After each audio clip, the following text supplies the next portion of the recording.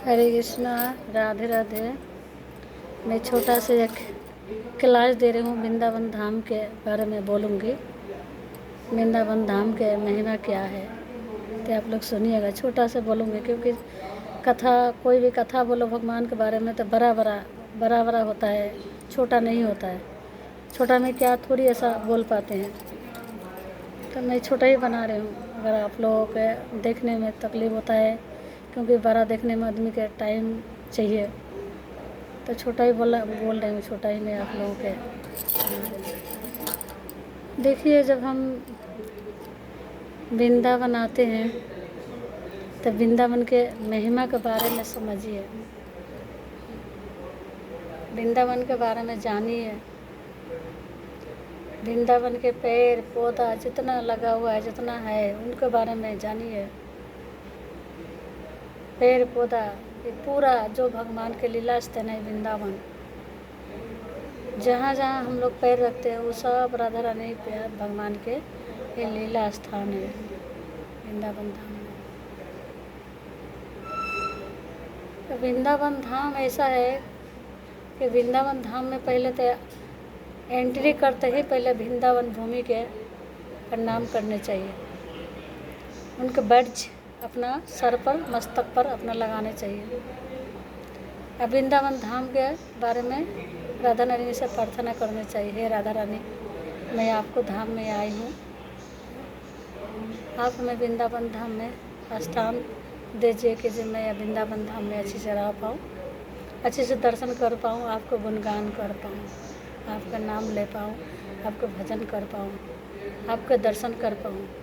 वृंदावन धाम में आने से पहले, एंट्री करने से पहले ही, जैसे ही परिक्रमा रोड पर आए वैसे ही प्रणाम करने चाहिए।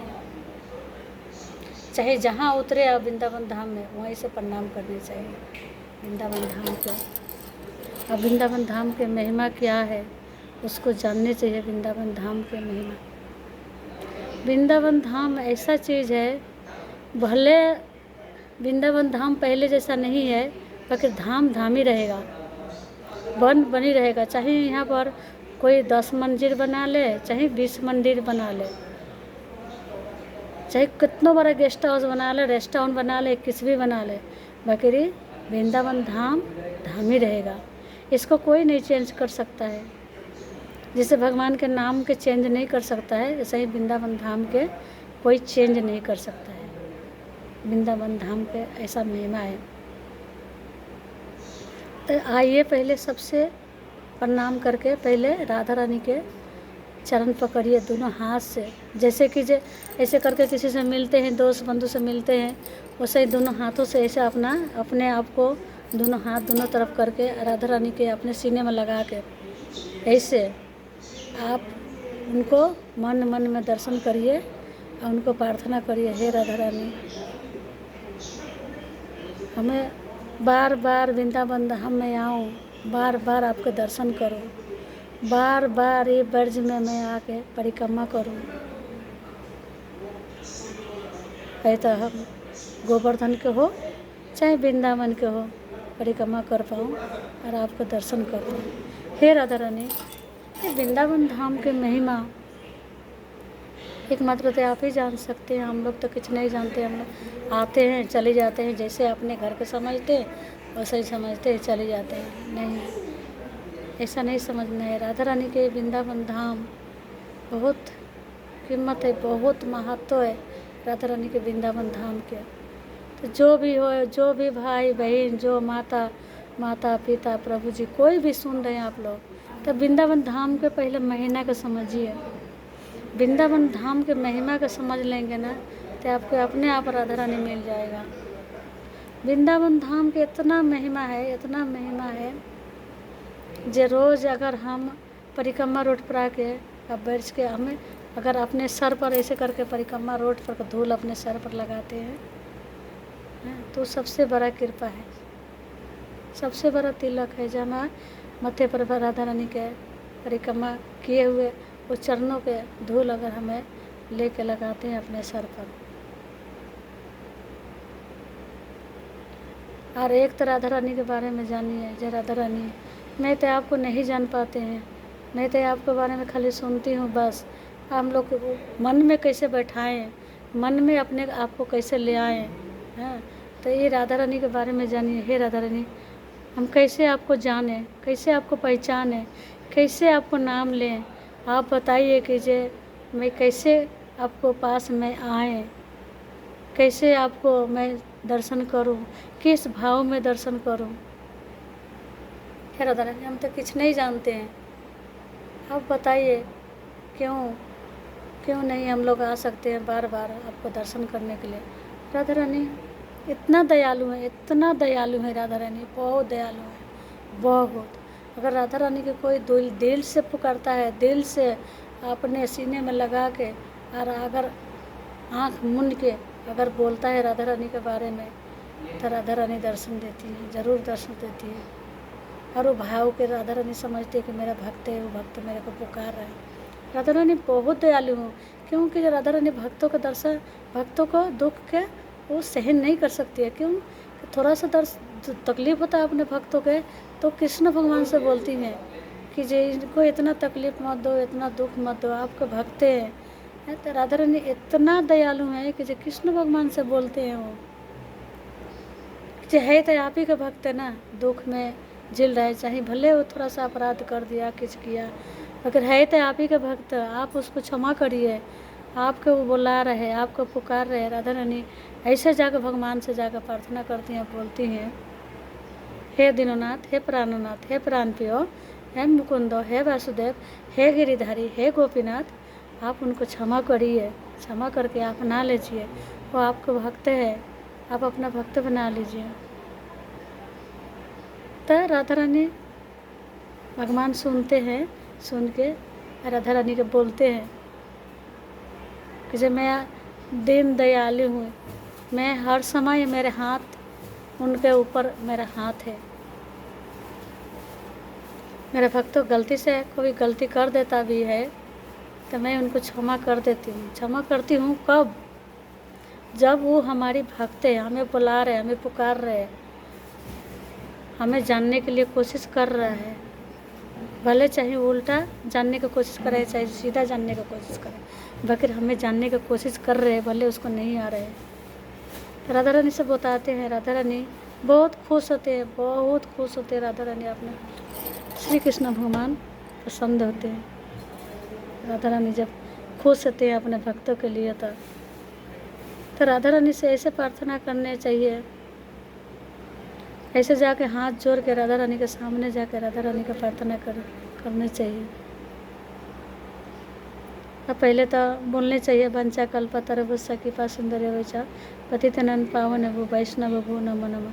कोई भी गलतियाँ हो गई तो वैष्णव से अपराध क्षमा मांगने चाहिए कि हमें क्षमा हो गया, हमें क्षमा कर देना है। तो सब चीज़ माफ़ करती है राधा रानी और हमें अपने पास जगह देती है। क्योंकि वृंदावन धाम राधा रानी का ये जैसे एक माँ के गोद होता है, एक गोद के तरह राधा रानी के ये धाम है। राधा रानी के दोनों चरण है, उनको चरण के तरह उनको वृंदावन धाम है।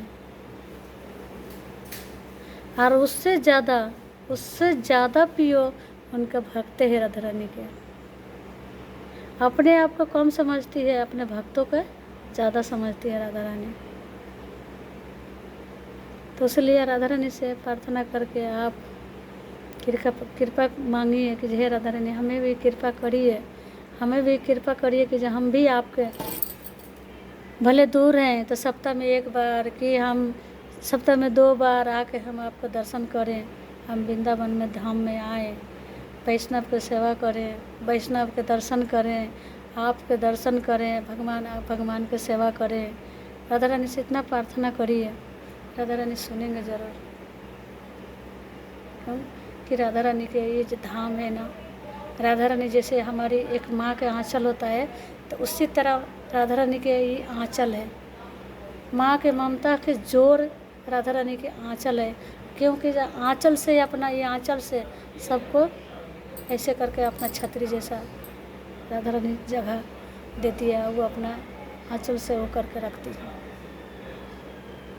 धूप से, छाह से, बारिश से, सब से राधा रानी बचा कर रखती है अपने भक्तों को। तो आप लोग कृपा करके राधा रानी का प्रार्थना करिए। देखिए जिसको भी आफत विपत है, किसी भी तकलीफ है, तो किसी से मत बताइए, राधा रानी से जाकर बताइए। राधा रानी आपको कहना सुनेगा, राधा रानी मानेंगी। राधा रानी मान के आपको वृंदावन धाम में बुलाएंगी, बार बार बुलाएंगे, बने बार बार आओ, आकर दर्शन करो। इतना दयालु है राधा रानी, बहुत दयालु है, बहुत दयालु राधा रानी।